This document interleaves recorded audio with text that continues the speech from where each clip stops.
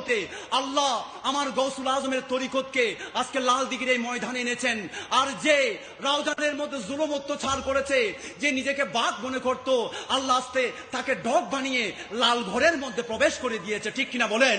প্যারে হাজিরিন, আল্লাহর মেহবুব জাতদের সাথে বেয়াদবি করলে মানুষকে লাল ঘরে থাকতে হয়।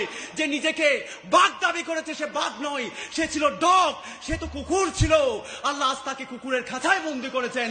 প্যারে হাজিরিন, বা খুদা দিওয়ানা বাসদ বা মুহাম্মদ হুশিয়ার, আল্লাহর সাথে যেমন তেমন নবীর সাথে বেয়াদবি হয়ে গেলে, আল্লাহর মেহবুব জাতদের সাথে বেয়াদবি হয়ে গেলে, মান আদালি ওয়ালিয়ান ফাকাদ আযানতুহু বিল খারবে, আল্লাহ ইরশাদ করেছেন আমার দুস্থের সাথে যদি বেয়াদবি হয়ে যায়, যুদ্ধ আমার দুস্থকে করতে হবে না, দুস্থ আমি লা ইলাহা ইল্লাল্লাহ করব। বলেন সুবহানাল্লাহ।